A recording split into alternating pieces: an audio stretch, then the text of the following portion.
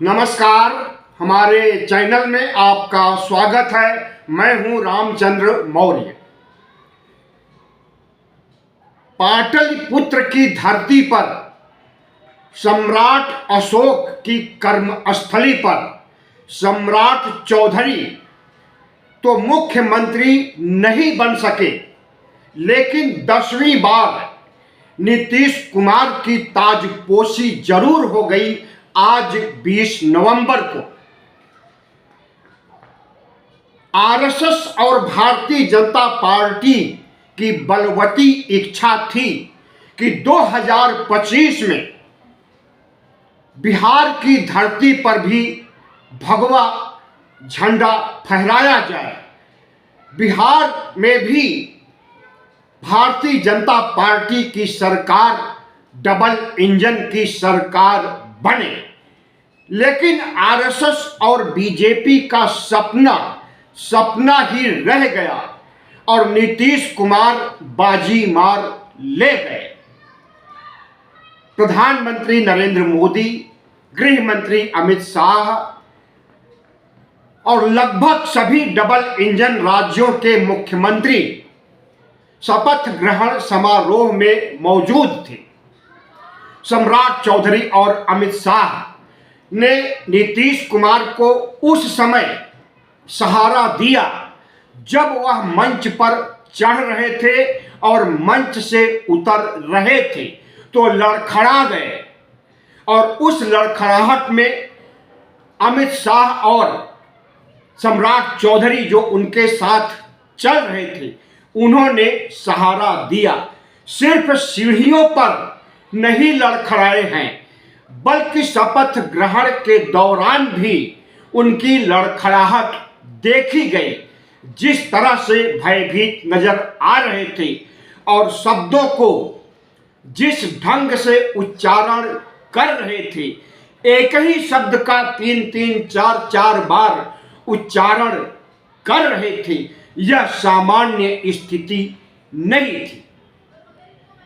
इसके अलावा शपथ ग्रहण के पहले राष्ट्रगान हुआ था 52 सेकंड तक।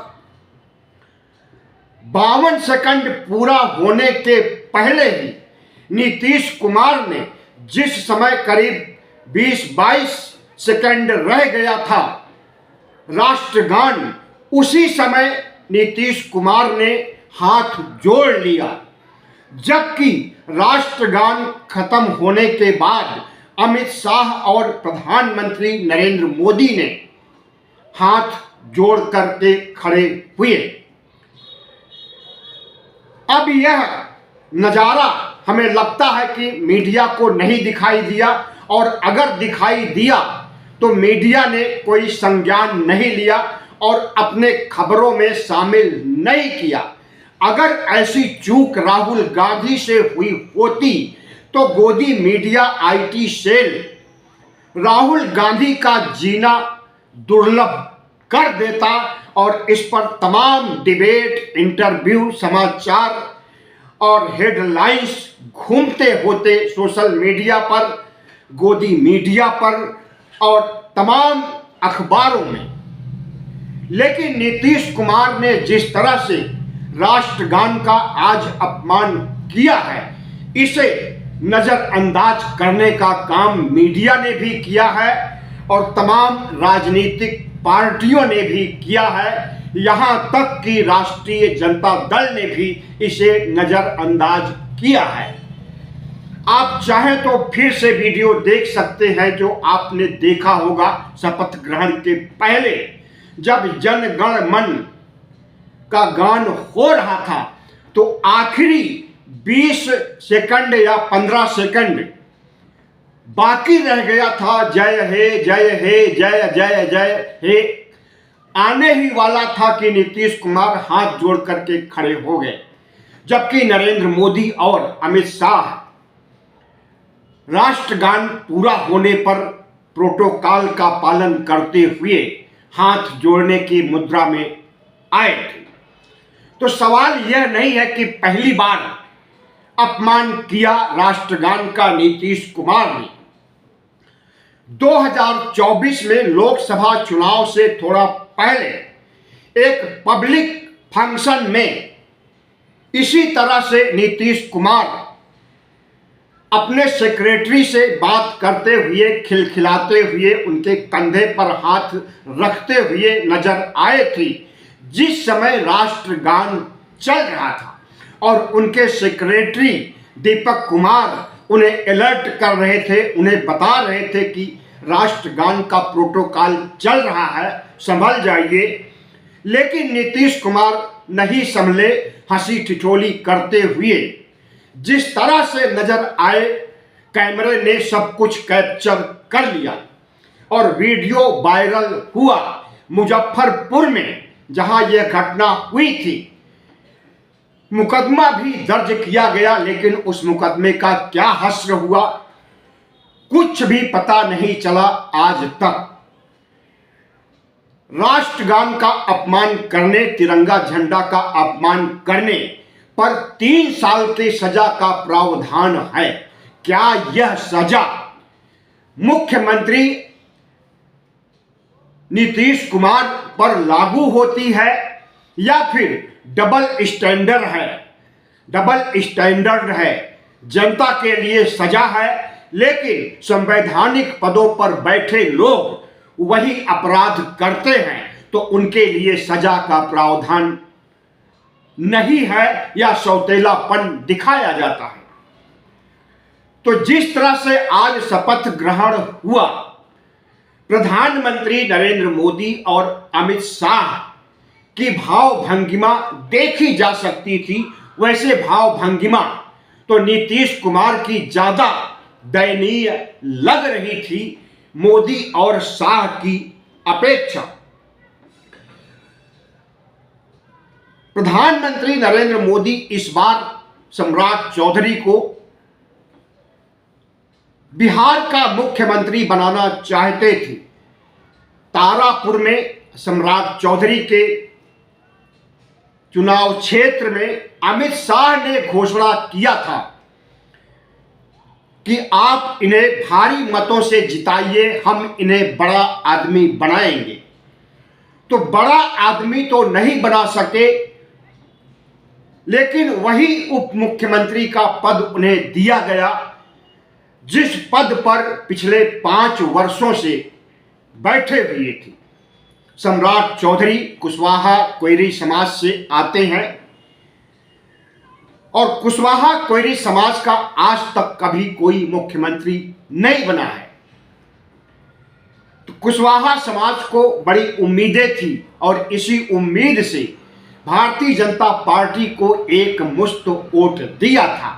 लगभग 5% वोट बैंक कुशवाहा समाज का है और 3% के आसपास कुर्मी समाज का। कुशवाहा और कुर्मी समाज ने मिलकर एक लौकुश समीकरण बनाया है जिसके तहत दोनों जातियां एकजुट हो गई है और एक मंच पर आ गई है। यहां तक कि शादी ब्याह और रोटी बेटी का संबंध भी लौकुश समीकरण के तहत कोयरी और कुर्मी के बीच में 1988 से लेकर अब तक होता रहा है और आगे भी होगा। लौकुश समीकरण आगे भी चलता रहेगा। 1988 में जब लौकुश गठबंधन किया जा रहा था, दोनों जातियों का मेल हो रहा था, तो श्री कृष्ण मेमोरियल हॉल में जहां हो रहा था वहां हम भी थे और उसी समय से मैंने पत्रकारिता शुरू किया था। तो उस समय नीतीश कुमार ने कहा था कि अब पिछड़ों का राज करने का समय आ गया है और अगर कुशवाहा और कुर्मी एकजुट हो जाए तो यादव को का सामना किया जा सकता है। लेकिन जैसा उन्होंने सोचा वैसा कुछ नहीं हुआ। 1990 में विधानसभा चुनाव होता है तो लालू यादव मुख्यमंत्री बनते हैं, लेकिन नीतीश कुमार और लौकुश समीकरण निष्प्रभावी साबित होता है। 15 साल तक 2005 तक लालू यादव ने राज किया, उनकी पत्नी ने राज किया। 2005 से लेकर के 2025 तक यानी पिछले 20 वर्षों तक लगातार नीतीश कुमार बिहार के मुख्यमंत्री रहे और आज जब उन्होंने शपथ लिया है तो तमाम लोग प्रश्न चिन्ह उठा रहे हैं कि जिस तरह आरएसएस और भारतीय जनता पार्टी की महत्वाकांक्षा जोर मार रही है बिहार का भगवाकरण करने के लिए, बिहार पर हिंदू हृदय सम्राट का राज स्थापित करने के लिए, तो उन्हें सम्राट चौधरी के रूप में पिछड़ी जाति का चेहरा नजर आया, लेकिन सम्राट चौधरी को मुख्यमंत्री बनाते बनाते चूक गए और नीतीश कुमार एक बार फिर बाजी मार ले गए। लेकिन प्रधानमंत्री नरेंद्र मोदी, अमित शाह कभी भी अपनी हार नहीं मानते हैं और हारी हुई बाजी को जीतने के लिए सफल प्रयास भी करते हैं। तो नीतीश कुमार जरूर मुख्यमंत्री बन गए हैं, लेकिन अभी सम्राट चौधरी के लिए संभावनाएं कम नहीं हुई हैं।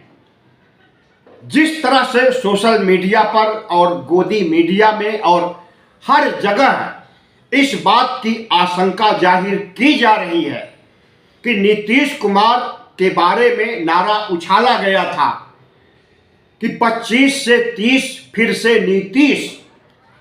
अब सवाल पूछा जा रहा है कि 25 से 30 वाले नीतीश कुमार क्या 25 से 26 पार कर पाएंगे या 26 के पहले ही उनका तख्त सिंहासन भारतीय जनता पार्टी छीन लेगी और सम्राट चौधरी की ताजपोशी कर देगी। हालात कुछ ऐसे हैं कि प्रधानमंत्री नरेंद्र मोदी और गृह मंत्री अमित शाह को झुकना पड़ गया। बड़ी वजह यह कि 12 सांसद केंद्र सरकार को समर्थन दे रहे हैं और नीतीश को ही चेहरा बना करके चुनाव लड़ा गया था। भारतीय जनता पार्टी ने भी अंततोगत्वा नीतीश को चेहरा घोषित कर ही दिया। 6 नवंबर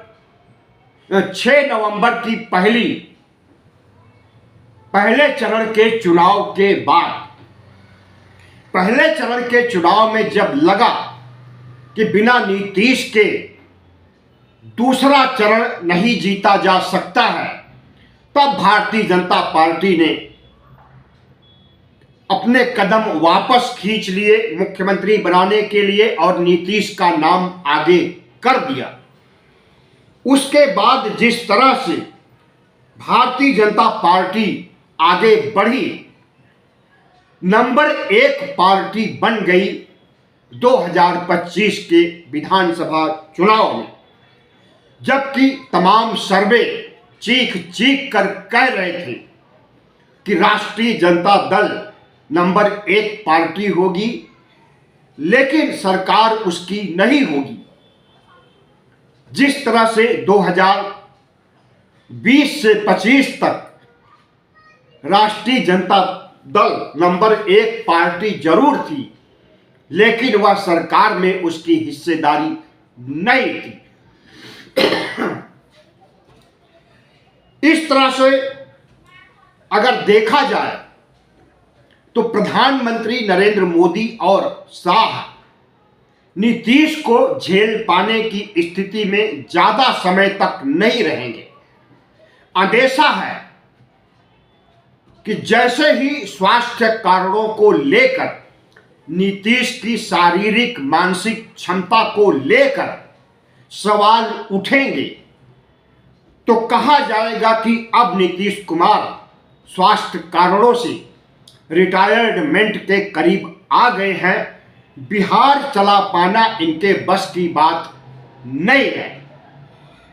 उस समय सम्राट चौधरी की ताजपोशी के लिए सभी फार्मूले, सभी तिकड़म अमित शाह अपनाएंगे और जरूरी समझेंगे तो जनता दल यू को दो फाड़ में बांट सकते हैं, ठीक वैसे जैसे महाराष्ट्र में शिवसेना को बांट दिया। अगर जनता दल यू दो फाड़ होता है तो एक फाड़ जो नरेंद्र मोदी का समर्थक है, ऐसे समर्थकों की कमी नहीं है, लल्लन सिंह, संजय झा जैसे तमाम नेता हैं जो नरेंद्र मोदी के गोदी में बैठे हुए हैं, तो जनता दल दो फाड़ अगर होता है तो एक फाड़ भारतीय जनता पार्टी में समाहित हो जाएगा और दूसरा समाजवादी खेमा राष्ट्रीय जनता दल या कांग्रेस के साथ जा सकता है। तो 2025 में नीतीश कुमार फिर से मुख्यमंत्री बनने में सफल तो हो गए, लेकिन कितने दिन तक सफल रहेंगे और क्या उनकी पार्टी बचेगी, क्या उनकी कुर्सी बचेगी, इस पर सवालिया निशान लग गए हैं। इतना निश्चित हो गया है कि नीतीश कुमार इस बार पूरे 5 साल तक राज नहीं कर सकेंगे। 5 साल के पहले ही भारतीय जनता पार्टी उन्हें कुर्सी से उतार फेंकेगी और सम्राट चौधरी को की ताजपोशी करेगी। वीडियो कैसा लगा? अच्छा लगा हो तो चैनल को सब्सक्राइब कीजिए, लाइक कीजिए और शेयर कीजिए।